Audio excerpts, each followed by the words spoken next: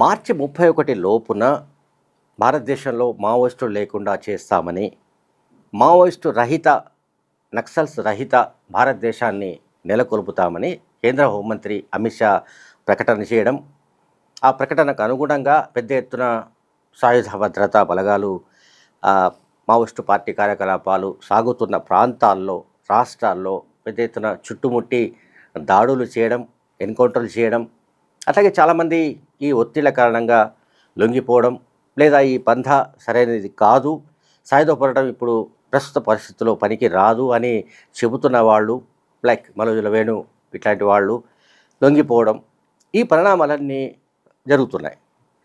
అయితే ఇందులో ఈ నేపథ్యంలో తాజాగా మావోయిస్టు పార్టీ, భారత communist party, Maoist party north coordination committee పేరిట ఒక ప్రకటన విడుదలైంది.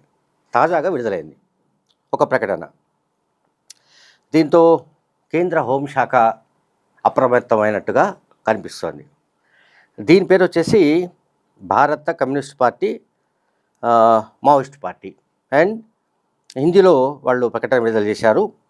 ఉత్తర్ తాల్మేల్ కమిటీ అంటే నార్త్ కోఆర్డినేషన్ కమిటీ. అంటే ఆల్మోస్ట్ దక్షిణాదిలో పరిస్థితులు వీటన్నిటిని పరిగణలోకి తీసుకొని నార్త్ ఇండియాలో తమ పార్టీని బలోపేతం చేయడానికి సంబంధించి, అంటే మావోయిస్టు ఉద్యమాన్ని బలోపేతం చేయడానికి సంబంధించి ఒక కొత్త కమిటీ ఏర్పడినట్టుగా తెలుస్తోంది. అయితే ఈ కొత్త కమిటీకి సంబంధించి ఒక పేరైతే బయటకు వచ్చింది.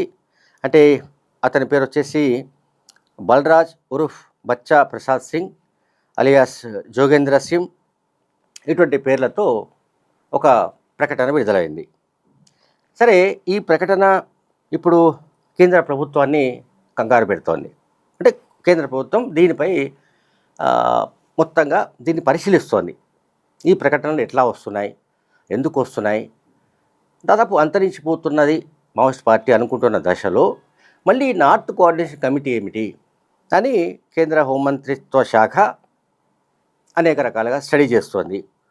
అయితే ఇటీవలి నివేదికల ఆధారంగా కావచ్చు, పెరిగిన భద్రతా ఒత్తిళ్లకు కారణంగా కావచ్చు, కొన్ని ప్రాంతాల్లో, మొత్తంగా కొన్ని రాష్ట్రాల్లో లైక్ ఛత్తీస్గఢ్, బీహార్, జార్ఖండ్, తెలంగాణ, లేకపోతే ఆంధ్రప్రదేశ్, మహారాష్ట్ర, మధ్యప్రదేశ్, ఇటువంటి రాష్ట్రాల్లో నక్సల్స్ రహిత, అంటే నక్సల్స్ విముక్తి రాష్ట్రాలుగా ప్రకటించడానికి సన్నాహాలు చేస్తున్న సమయంలో కొంతమంది మావోయిస్టు పార్టీ నాయకులు, అంటే కొంతమంది మావోయిస్టులు ఇటువంటి సంస్థను ఏర్పాటు చేసినట్టుగా కేంద్ర ప్రభుత్వం భావిస్తోంది. దీన్ని, అంటే ఈ పార్టీకి ఒక పేరు పెట్టలేదు. ప్రస్తుతం ఏంటంటే నార్త్ కోఆర్డినేషన్ కమిటీ అంటున్నారు. ఈ నార్త్ కోఆర్డినేషన్ కమిటీ లక్ష్యం ఏంటంటే పూర్తిగా, అంటే ఈ సాయుధ భద్రతా బలగాల ఒత్తిళ్ళనండి, ఎన్కౌంటర్ అనండి, వాళ్ళ దాడులు అనండి, వీటిలో పూర్తిగా చితికిపోయి చెల్లా చెదురైపోయిన మొత్తం ఆ పార్టీకి సంబంధించిన క్యాడర్ను, ఆ పార్టీకి సంబంధించిన నెట్వర్క్ను తిరిగి పునరుద్ధరించడానికి, తిరిగి కనెక్ట్ చేయడానికి ఈ రకమైన ఒక సంస్థను, అంటే అదే హిందీలో తాల్మేల్ కమిటీ అంటున్నారు. అంటే ఇటువంటి సమన్వయ కమిటీని ఏర్పాటు చేసినట్లుగా కేంద్ర హోంశాఖ భావిస్తోంది. ఈ కమిటీ ప్రధానంగా నార్త్ ఇండియాలో కార్యకలాపాలు తిరిగి పుంజుకునే పనులు చేపట్టాలని, నార్త్ ఇండియాలో ఎక్కువగా మావోయిస్టు పార్టీ మూమెంట్ తిరిగి పునరుద్ధరించడానికి పనులు చేయాలని, అట్లాగే గతంలో ఉన్న ఏవైతే కమిటీలు ఉన్నాయో ఆ కమిటీల మధ్య దెబ్బతిన్న సంబంధాలను పునరుద్ధరించాలని నార్త్ కోఆర్డినేషన్ కమిటీ ఒక లక్ష్యంగా పెట్టుకున్నట్టు కేంద్ర హోంమంత్రిత్వ శాఖ భావిస్తోంది.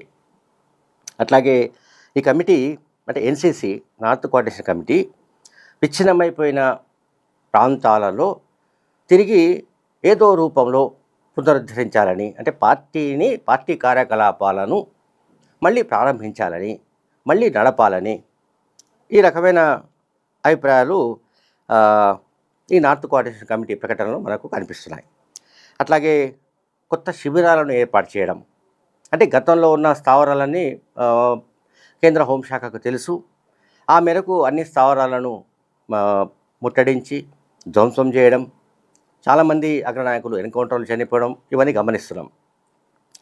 సో ఇప్పుడు కేంద్ర ప్రభుత్వానికి Maoist party north coordination committee పేరిట ఏదైతే ప్రకటనలు వస్తున్నాయో ఇవి కేంద్ర హోంశాఖకు సవాలుగా మారినట్టు తెలుస్తోంది. సో ప్రధానంగా నిరంతరం లొంగుబాట్లు జరుగుతుండడం అండ్ కీలకమైన నాయకులు ఎన్కౌంటర్లో చనిపోతుండడం అండ్ కమాండ్ గొలుసులు ఏవైతే విచ్ఛిన్నమైపోతున్నాయో వాటిని తిరిగి ఎట్లా నిర్మించాలి అంటే ఏదైతే చైన్ ఉంటుందో గొలుసులు ఉంటాయో ఈ గొలుసులన్నీ తెగిపోయాయి. పీపుల్స్ లిబరేషన్ గెరిల్లా ఆర్మీకి సంబంధించిన ఏవైతే ప్లాటూన్స్, కంపెనీలు, బెటాలియన్స్ ఇవన్నీ కూడా పూర్తిగా దెబ్బతినిపోయాయి. అవి పూర్తిగా నిర్వీర్యమైపోయాయి. కనుక వాటిని మళ్ళీ ఎట్లా వాటికి ప్రాణం పోయాలి అని కూడా నార్త్ కోఆర్డినేషన్ కమిటీ ఆలోచిస్తోందా అనే దానిపైన కూడా కేంద్ర హోంశాఖ స్టడీ చేస్తోంది. తర్వాత ఇంకా దీంట్లో ఇంకొక కీలకమైన అంశం ఏంటంటే 1970-80s బీహార్ ప్రాంతాల్లో, బీహార్, బెంగాల్ ఈ రెండు రాష్ట్రాల్లో మావోయిస్టు కమ్యూనిస్టు సెంటర్ అంటదాన్ని ఎంసీసీ ఇది చాలా బలంగా పనిచేసింది. తర్వాత 2003-2004లో ఎంసీసీ, పీపుల్స్ వార్ ఈ రెండు విలీనమయ్యాయి. అంటే పీపుల్స్ వార్ ఆంధ్రప్రదేశ్కు సంబంధించిన గ్రూప్గా ఉండింది, పార్టీగా ఉండింది. సో ఉమ్మడి ఆంధ్రప్రదేశ్కు సంబంధించిన సిపిఐఎంఎల్, పీపుల్స్ వార్, అట్లాగే వెస్ట్ బెంగాల్, బీహార్ ప్రాంతాల్లో పనిచేస్తుండిన మావోయిస్టు కమ్యూనిస్ట్ సెంటర్, అట్లాగే పార్టీ యూనిటీ, ఇంకా మరికొన్ని నక్సలైట్ గ్రూపులతో విలీనమై మావోయిస్టు పార్టీగా అవతరించింది 2004లో.